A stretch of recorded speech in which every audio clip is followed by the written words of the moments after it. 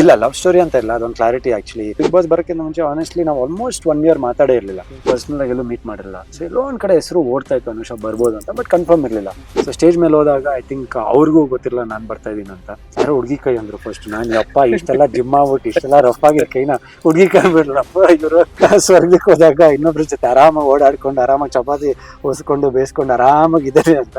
So ಅದೊಂದು angle ಅಲ್ಲಿ ನೋಡಿದ್ರೆ I think there nothing wrong. ಮನೆ ಒಳಗಡೆ ಹೋಗ್ಬೇಕಾದ್ರೆ ಸ್ಟೇಜ್ ಮೇಲೆ ಇಬ್ರು ಇದ್ರಿ, ನೀವು ಮತ್ತೆ ಅನುಷಾ ಇಬ್ರು ಜೊತೆಲೆ ಹೋದ್ರಿ. ಬರ್ಬೇಕಾದ್ರೆ ಇಬ್ರು ಏನೋ ಡಬಲ್ ಎಲಿಮಿನೇಷನ್ ಇಬ್ರು ಜೊತೆಲೆ ಬರ್ತಾರಾ ಅಂತ ಒಂದಷ್ಟು ಕನ್ಫ್ಯೂಷನ್ ಇತ್ತು. ಬಟ್ ಒಂದೊಂದು ವಾರ ಗ್ಯಾಪ್ ಏನೋ, ಫಸ್ಟ್ ಅವ್ರು ಬಂದ್ರು ಆಮೇಲೆ ನೀವು ಬಂದ್ರಿ. ಸೊ ಇದೇನ್ ಯಾವ ತರ ಕಾಂಬೋ ಇದು ವರ್ಕೌಟ್ ಆಗ್ತಾ ಇದೆ ಅಂತ? ಅದೇ ಆಕ್ಚುಲಿ ನಮ್ಗೇನು ಗೊತ್ತಿಲ್ಲ. ನಾನು ಅನುಷಾ ಬರ್ತಾ ಇರೋದೇ ಬಿಗ್ ಬಾಸ್ಗೆ ನಂಗೆ ಗೊತ್ತಿರ್ಲಿಲ್ಲ. ಯಾಕಂದ್ರೆ ನಾವ್ ಮಾತಾಡ್ಸಿಲ್ಲ, ತುಂಬಾ ದಿನ ಆಗಿತ್ತು. ಮಧ್ಯದಲ್ಲಿ ಬರೀ ಅವ್ರ ಬರ್ಡೇಗೆ, ಲಾಸ್ಟ್ ಇಯರ್ ಬರ್ಡೇಗೆ ಮೀಟ್ ಮಾಡಿದ್ದು. ಆಮೇಲೆ ಒಂದ್ ಸಿನಿಮಾ ಮಾಡ್ತೇವೆ ಬ್ಯಾಂಗ್ಳೂರಿನ ಅಂತ. ಸೊ ಆ ಸಿನಿಮಾ ಶೂಟ್ ಅಲ್ಲಿ ಸಿಕ್ಕಿದ್ರು, ಆಮೇಲೆ ಡಬ್ಬಿಂಗ್ ಟೈಮ್ ಅಲ್ಲಿ ಸಿಕ್ಕಿದ್ರು. ಅದ್ ಬಿಟ್ಟು ನಾವು ಪರ್ಸನಲ್ ಆಗಿ ಎಲ್ಲೂ ಮೀಟ್ ಮಾಡಿರಲಿಲ್ಲ. ಸೊ ಎಲ್ಲೋ ಒಂದ್ ಕಡೆ ಹೆಸರು ಓಡ್ತಾ ಇತ್ತು ಅನುಷಾ ಬರ್ಬೋದು ಅಂತ, ಬಟ್ ಕನ್ಫರ್ಮ್ ಇರ್ಲಿಲ್ಲ. ಬಟ್ ನನಗೂ ಆಕ್ಚುಲಿ ಒಳಗೆ ಹೋದ್ಮೇಲೆ ನೆಕ್ಸ್ಟ್ ಕಂಟೆಸ್ಟೆಂಟ್ ಧರ್ಮ ಅಂತ ಬಂದಾಗ ಅನುಷಾದ್ ವಾಯ್ಸ್ ಕೇಳಿಸ್ತು ಅಲ್ಲಿ ಮಾತಾಡ್ತಾ ಇರೋದು. ಆಮೇಲೆ ನನ್ನ ಹೆಸರು ಹೇಳಿರಲಿಲ್ಲ, ಸಾರಿ ನೀವು ರೆಡಿ ಆಗಿ ಬನ್ನಿ ಅಂತ. ಸೊ ಸ್ಟೇಜ್ ಮೇಲೆ ಹೋದಾಗ ಐ ಥಿಂಕ್ ಅವ್ರಿಗೂ ಗೊತ್ತಿರಲಿಲ್ಲ ನಾನ್ ಬರ್ತಾ ಇದೀನಿ ಅಂತ. ಒಂದ್ ಕನ್ಫರ್ಮೇಶನ್ ಅವ್ರಿಗೂ ಇರಲಿಲ್ಲ. ಬಟ್ ನನ್ನ ಹೆಸರು ಎಲ್ಲೋ ಒಂದ್ ಕಡೆ 2-3 ಕಡೆ ಓಡಾಡ್ತಿತ್ತು. ಬಟ್ ಅವ್ರಿಗೂ ಕನ್ಫರ್ಮೇಶನ್ ಇಲ್ಲ. ಸೊ ಅವಾಗ ಸುದೀಪ್ ಸರ್ ಹೇಳ್ತಾರೆ, ಯಾರು ಕೈ ಮುಟ್ಬಿಟ್ಟು ಹೇಳಿ ಯಾರು ಅಂತ. ಯಾರೋ ಹುಡುಗಿ ಕೈ ಅಂದ್ರು ಫಸ್ಟ್. ನಾನು ಅಪ್ಪ ಇಷ್ಟೆಲ್ಲ ಜಿಮ್ ಆಗ್ಬಿಟ್ಟು ಇಷ್ಟೆಲ್ಲ ರಫ್ ಆಗಿರೋ ಕೈನ ಹುಡುಗಿ ಕೈ ಬಿಡ್ಲಪ್ಪ ಇವರು ಅಂತ. ಸೊ ಅದೊಂದು ಸಡನ್ ಶಾಕ್ ಆಯ್ತು. ಹುಡುಗಿ ಕೈನ ಏನ್ ಅಷ್ಟು ಸಾಫ್ಟ್ ಆಗಿದೆ ನನ್ ಕೈ ಅಂತ. ಸೊ ನನ್ಗೆ ಒಂಥರ ಇದು. ಅಂಡ್ ಅದಾದ್ಮೇಲೆ ಇನ್ನೊಂದು ಹಿಂಟ್ ಕೊಟ್ಟರು ಸುದೀಪ್ ಸರ್, ನಿಮ್ ಜೊತೆ ಕೆಲಸ ಮಾಡಿದ್ದಾರೆ ಆಮೇಲೆ ನೆಕ್ಸ್ಟ್ ಅಂತ. ಅವಾಗ ಅವ್ರಿಗೆ ಒಂದು ಕ್ಲೋಸ್ ಫ್ರೆಂಡ್ ಅಂತ ಬಂದಾಗ ನನ್ನ ಹೆಸರು ತಗೊಂಡ್ರು. So it was very unplanned and very nice introduction. ನಾವಿಬ್ರು ಜೊತೆಗೆ ಹೋಗಿದ್ದು ಒಂದ್ ಖುಷಿ ಆಯ್ತು. ಒಂದ್ ಬೇರೆ ತರನೇ ಒಂದು ಎಂಟ್ರಿ ಇತ್ತು. ಅಂಡ್ ಬರುವಾಗ ಆಬ್ವಿಯಸ್ಲಿ ಖುಷಿ ಇರಲ್ಲ, ಯಾಕಂದ್ರೆ ಅವ್ರದ್ದು ಒಂದು ನಾಮಿನೇಷನ್ ಆದಾಗ ನೇರವಾಗಿ ನಾಮಿನೇಟ್ ಆಗಿರ್ತಾರೆ. ಬಟ್ ಆ ವೀಕ್ ಅಲ್ಲಿ ಅವ್ರ ಪರ್ಫಾರ್ಮೆನ್ಸ್ ನೋಡಿ ಎಲ್ಲರಿಗೂ ತುಂಬಾ ಖುಷಿ ಆಗಿತ್ತು. ಒಂದ್ 3 hours ಒಂದು ಟಾಸ್ಕ್ ಅಲ್ಲಿ, ಅದೊಂದು ಬಾಕ್ಸ್ ಟಾಸ್ಕ್ ಅಲ್ಲಿ ಇಟ್ಕೊಂಡು ಕೂತ್ಕೊಳ್ಳೋದು ಅದು ಸುಲಭ ಅಲ್ಲ. ಯಾಕಂದ್ರೆ ಗಡಿಯಾರ ಟಾಸ್ಕ್ ಅಲ್ಲಿ ಅವ್ರು ಬಿದ್ದು ಏಟ್ ಮಾಡ್ಕೊಂಡಿದ್ರು, ಬೆನ್ನೆಲ್ಲ ತುಂಬಾ ಏಟ್ ಮಾಡ್ಕೊಂಡಿದ್ರು. ಸೊ ಅಲ್ಲೇ ಒಂದು ಪೊಟೆನ್ಶಿಯಲ್ ತೋರಿಸಿದ್ರು. ನೇರವಾಗಿ ನಾಮಿನೇಟ್ ಆಗಿರೋ ಒಂದು ಚಾಲೆಂಜ್ ಹಾಕೊಂಡು ಒಂದ್ ಇಡೀ ಆ ವಾರ ತುಂಬಾ ಚೆನ್ನಾಗಿ ಪರ್ಫಾರ್ಮ್ ಮಾಡಿದ್ರು. ಆ ವಾರದಲ್ಲೇ ನಮ್ಮಿಬ್ಬರದು ಒಂದು ಗಲಾಟೆನೂ ನಡೆಯುತ್ತೆ. ಸೊ ಎಲ್ಲ ಒಂದು ಮಿಕ್ಸ್ಡ್ ಎಮೋಷನ್ಸ್ ಆ ವಾರ. ಸೊ ಆ ವಾರ ಅವ್ರು ಹೋಗ್ತಾ ಇದಾರೆ ಅಂದ್ರೆ ಸ್ವಲ್ಪ ಬೇಜಾರಾಯ್ತು. ಸ್ವಲ್ಪ ಒಂದು ಶಾಕಿಂಗ್. ಒಂದ್ ಫ್ರೆಂಡ್ ಬಿಟ್ಟೋಗಿದ್ದು, ಶೋನ ಬಿಟ್ಟೋಗಿದ್ದು, ಎಲ್ಲೋ ಒಂದ್ ಕಡೆ ಬೇಜಾರಾಯ್ತು. ಅಂಡ್ ನೆಕ್ಸ್ಟ್ ವೀಕ್ ಅಂತ ಬಂದಾಗ ಅದು ಅನ್ಎಕ್ಸ್ಪೆಕ್ಟೆಡ್. ಎಲ್ಲೋ ಒಂದ್ ಕಡೆ ಸೇವ್ ಆಗ್ಬಿಡ್ತೀನಿ ಅಂತ ಒಂದಿತ್ತು. ಬಟ್ ಎಲ್ಲೋ ಒಂದ್ ಕಡೆ ಸುದೀಪ್ ಸರ್ ಯಾಕೆ ಇಷ್ಟ ಅರ್ಜೆಂಟ್ ಅಲ್ಲಿ ಇದೆ ಅವ್ರು ಆಚೆ ಬರಕ್ಕೆ ಅಂತ ಒಂದು ರೇಗಿಸ್ತಾರೆ ನನ್ಗೆ. ಇನ್ನು ತುದಿಗಾಲ ನಿಂತಿದ್ಯಾ ತರ ಕೆಲವ್ರಿಗೂ ಅನ್ಸಿರುತ್ತೆ. ಲೈಕ್ ಎಲ್ಲೋ ಹೀಸ್ ಡನ್, ಎಲ್ಲೋ ಮೋಸ್ಟ್ಲಿ ಅವ್ನಿಗೆ ಆಗ್ತಿಲ್ಲ, ಎಲ್ಲೋ ಒಂದ್ ಕಡೆ ಕ್ರಂಚ್ ಆಗ್ತಿದ್ದಾನೆ, ಎಲ್ಲೋ ಒಂದ್ ಕಡೆ I think is giving is best, but ಇನ್ನೂ ಆಗ್ತಿಲ್ಲ. ಯಾಕಂದ್ರೆ ಆ ವೀಕ್ ಅಲ್ಲಿ ಅನುಷಾ ನಾಮಿನೇಷನ್ ಅಲ್ಲಿ ನಾನು ಸುದೀಪ್ ಸರ್ಗೆ ಹೇಳ್ತೀನಿ, ಸರ್ ಒಳಗಿರೋ ವ್ಯಕ್ತಿತ್ವನ ನಾನು ಒಳಗಡೆ ತಂದ್ಬಿಡಿದೀನಿ. ಸೊ ಅದೆಲ್ಲೋ ಒಂದ್ ಕಡೆ ನಮ್ಗೆ ಏನಾದ್ರು ಪ್ರಾಬ್ಲಮ್ ಆಗ್ತಿದ್ಯಾ, ಇಲ್ಲ ನನ್ ಮುಂದಕ್ಕೆ ಹೋಗಕ್ಕೆ ಒಂದ್ ಇದಾಗ್ತಿಲ್ಲ ಅಂತ. ಬಟ್ ಅವರೊಂದು ಒಳ್ಳೆ ಮಾತು ಹೇಳ್ತಾರೆ. ಧರ್ಮ ತುಂಬಾ ಚೆನ್ನಾಗಿ ಮಾತಾಡಿದ್ರಿ. ಒಂದ್ ಲೈನ್ ಹೇಳಿದ್ರಿ, ವ್ಯಕ್ತಿತ್ವನ ಬಿಟ್ಕೊಡ್ದೆ ನೀವು ಇಲ್ಲಿದ್ದೀರಾ ಅಂತ. ಅದನ್ನ hats off to you. But ಈ ಬಿಗ್ ಬಾಸ್ ಮನೆಗೆ ಇನ್ನೂ ಸ್ವಲ್ಪ ಕೆಲವೊಂದು ಬೇಕು, ಅದನ್ನ ಮುಂದಿನ ವಾರಕ್ಕೆ ಇಟ್ಕೊಂಡು ಚೆನ್ನಾಗಿ ಆಡಿ ಅಂತ. ಬಟ್ ಅದನ್ನ ನಾನು ಒಳ್ಳೆ ಸಜೆಷನ್ ಆಗಿ ತಗೊಂಡೆ ಅಂಡ್ ಅದನ್ನ ಟ್ರೈ ಮಾಡಿದೆ. ಆ ವೀಕಲ್ಲಿ ಆಕ್ಚುಲಿ ತುಂಬಾ ಜನ ನನ್ನ ಇಷ್ಟಪಟ್ರು ಮನೆ ಒಳಗಡೆ. ನೀವು ಎಲ್ಲಿಟ್ಟಿದೆ ಇದೆಲ್ಲ ಫುಲ್ ಆರಾಮಾಗಿ ಬರ್ತದೆ, ಡೈಲಾಗ್ ಬರ್ತದೆ, ಮಾತುಗಳು ಬರ್ತದೆ ಅಂತ. So everybody was happy. ಇದು ಕಳಪೆ ಅಂತ ಬಂದಾಗ, ಮಾತುಗಳು ನಾಮಿನೇಷನ್ ಅಂತ ಬಂದಾಗ ನಾನು ಸ್ಟ್ಯಾಂಡ್ಸ್ ತಗೊಂಡಿದ್ದು ಪ್ರತಿಯೊಬ್ಬರಿಗೂ ಇಷ್ಟ ಆಯ್ತು.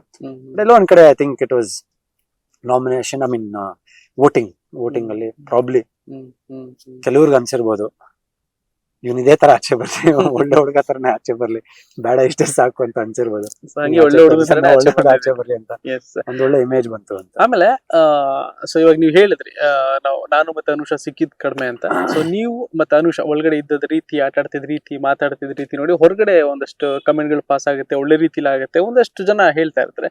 ಸೊ ಇವ್ರಿಬ್ರದ್ದು ಫಸ್ಟೇ ಒಂದು ಲವ್ ಸ್ಟೋರಿ ಇತ್ತು, ಬ್ರೇಕಪ್ ಆಯ್ತು. ಸೊ ಮನೆ ಒಳಗಡೆ ಹೋದ್ಮೇಲೆ ಮತ್ತೆ ಪ್ಯಾಚ್ ಅಪ್ ಆಗಿದೆ. ಸೊ ಇಬ್ರು ಹಂಗೆ ಚೆನ್ನಾಗಿ ಬರ್ತಾರೆ, ಖುಷಿಯಾಗಿರ್ತಾರೆ, ಜೋಡಿ ಹಿಂಗೆ ಇರ್ಲಿ, ಖುಷಿಯಾಗಿರ್ಲಿ ಅಂತ ಒಂದಷ್ಟು ಜನ ಹಾರೈಸಿದಿದೆ, ಒಂದಷ್ಟು ಜನ ಕಮೆಂಟ್ ಗಳು ಪಾಸ್ ಮಾಡಿದಿದೆ.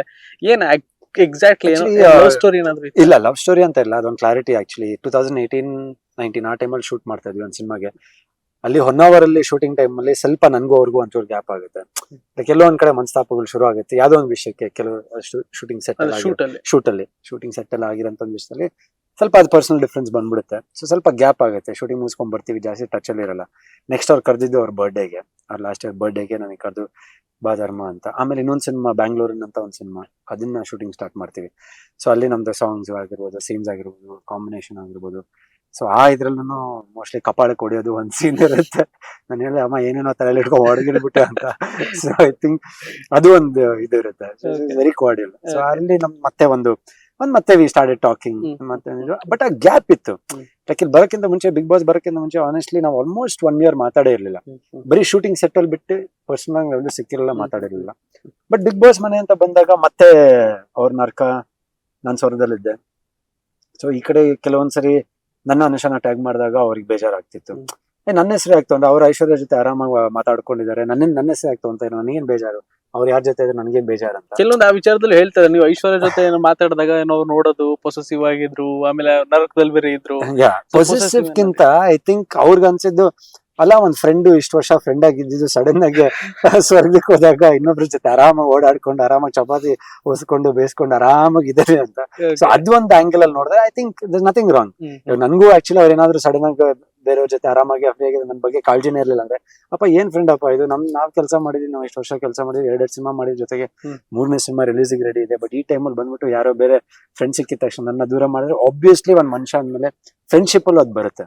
ಫ್ರೆಂಡ್ಶಿಪ್ ಅಲ್ಲಿ ಒಂದು ಪೊಸೆಸಿವ್ನೆಸ್, ಫ್ರೆಂಡ್ಶಿಪ್ ಅಲ್ಲಿ ಅದ್ ಬರುತ್ತೆ. ಲೈಕ್ ಸಡನ್ ಆಗಿ ಇವಾಗ ನಿಮ್ ಕ್ಲೋಸ್ ಫ್ರೆಂಡ್ ಅನ್ನೇ ಸಡನ್ ಆಗಿ ಕಟ್ ಮಾಡಿ ಬೇರೆಯವ್ರ ಜೊತೆ ಆರಾಮಾಗಿದ್ದಾಗ ಅದೇನ್ ಅನ್ಸುತ್ತೆ, ನಾನೇನ್ ತಪ್ಪು ಮಾಡಿದೀನಿ ಗುರು, ಏನಕ್ಕೆ ಅಂತ ಅದ್ ಬರುತ್ತೆ. ಸೊ ಮೋಸ್ಟ್ಲಿ ಆ ಆಂಗಲ್ ಅವ್ರಿಗೆ ಬಂದಿತ್ತು.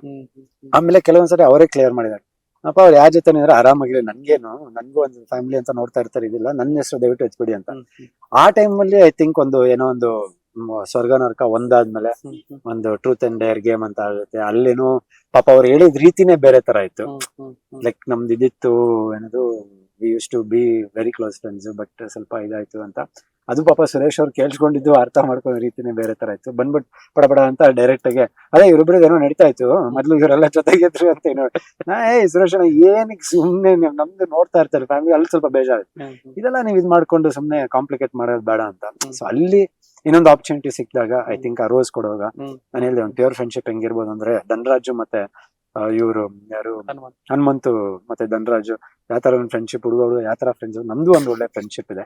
ಸೊ ಐ ಥಿಂಕ್ ಒಂದ್ ಒಳ್ಳೆ ವೇದಿಕೆ ಸಿಕ್ತು ನನಗೆ ಕ್ಲಿಯರ್ ಮಾಡಕ್ಕೆ. ಅದ್ರಲ್ಲೂ ಹೇಳಿದೀನಿ, ಮೋಸ್ಟ್ಲಿ ನಿಮ್ಮನೆಯವರು ಇಲ್ಲ ನಮ್ಮನೆಯವರು ಏನೋ ಅನ್ಕೊಂತಾ ಇರ್ಬೋದು, ಏನಪ್ಪ ಏನ್ ನಡೀತಾ ಇದೆ ಅಂತ. ಐ ಥಿಂಕ್ ಒಂದ್ ಒಳ್ಳೆ ಅವಕಾಶ ಕ್ಲಿಯರ್ ಮಾಡಿ, ಶಿ ಇಸ್ ವೆರಿ ಹ್ಯಾಪಿ ಅದನ್ನ ಕ್ಲಿಯರ್ ಮಾಡಿದ್ದೀನಿ. ಬಟ್ ಜನ ಆ ರೀತಿ ನೋಡೋದ್ರಲ್ಲಿ ಏನ್ ತಪ್ಪಿಲ್ಲ. Might be they found as like a cute couple, ಒಂದ್ ಕ್ಯೂಟ್ ಪೇರ್ ತರ ಕಾಣ್ತಾ ಇದಾರೆ. ಮುಂದೆ ಇವ್ರು ಸಿನಿಮಾ ಮಾಡಿದ್ರು ಚೆನ್ನಾಗಿರುತ್ತೆ. ಬಟ್ ಕೆಲವರು ಮುಂದೆ ಇವ್ರ ಇಬ್ರು ಸೇರ್ಕೊಂಡು ಮದುವೆ ಮಾಡ್ಕೊಂಡ್ಬಿಟ್ರು ಚೆನ್ನಾಗಿರುತ್ತೆ ಅಂತಾರೆ. ಬಟ್ ಅವ್ರು ನೋಡೋದ್ ದೃಷ್ಟಿ ಹಂಗಿರುತ್ತೆ. ಬಟ್ ಅದಕ್ಕೆ we should definitely take it in sportive way. Okay. ಮುಂದಿನ ದಿನಗಳಲ್ಲಿ ಏನಾದ್ರೂ ಆತರ ಬಂದು ಒಂದೊಳ್ಳೆ ಬಾಂಡಿಂಗ್ ಬಂತು ಅಂತಂದ್ರೆ ಆಗ್ಬೋದಾ? ಇಲ್ಲ ಖಂಡಿತ ಇಲ್ಲ. ಅದು ಅವ್ರ ಮನ್ಸಲ್ಲೂ ಇಲ್ಲ, ನನ್ ಮನ್ಸಲ್ಲೂ ಇಲ್ಲ. I think very clear. ಆ ಫ್ರೆಂಡ್ಶಿಪ್ ಅನ್ನೋದು ಪ್ಯೂರ್ ಫ್ರೆಂಡ್ಶಿಪ್ ಆಗಿದ್ರೆ ಅದು ಚೆನ್ನಾಗಿರುತ್ತೆ. ಆಮೇಲೆ ತುಂಬಾ ಕ್ಲೋಸ್ ಫ್ರೆಂಡ್ಸ್ ಆದಾಗ ಅದನ್ನ ನೋಡೋ ರೀತಿ ಚೇಂಜ್ ಆಗಕ್ಕಾಗಲ್ಲ. You cannot look. ಆಮೇಲೆ ಬಟ್ ಅದ್ ಬಾಂಡಿಂಗ್ ಇತ್ತು. ಬಿಗ್ ಬಾಸ್ ಮನೆಯಲ್ಲಿ ಆ ಚಪಾತಿ ಮಾಡೋವಾಗ ಇದ್ ಮಾಡೋವಾಗ ಲಟಂಗೆ ತಗೊಂಡು ಹಿಂಗ್ ಹೊಡಿಯಕ್ ಬರೋದು ಅದೆಲ್ಲ ತುಂಬಾ ಕ್ಯೂಟ್ ಆಗಿತ್ತು. ಅಂಡ್ ಅದೆಲ್ಲ ಮೇಡಪ್ಪೇ ಅಲ್ಲ, ನಾವ್ ಮಾಡ್ಬೇಕು ಕ್ಯಾಮ್ರಾ ಇದೆ ಮಾಡ್ಬೇಕು, ಇಲ್ಲ ನ್ಯಾಚುರಲ್ ಆಗಿ ಅದೆಲ್ಲ ನ್ಯಾಚುರಲ್ ಆಗೇ ಬರ್ತಿತ್ತು. ನ್ಯಾಚುರಲ್ ಆಗಿ ಹೆಂಗಿರ್ಬೇಕು ಹಂಗಿರ್ತಾ ಇದ್ವಿ. So that was one good ಇದು ನಮ್ಮ ಮಧ್ಯದಲ್ಲಿ.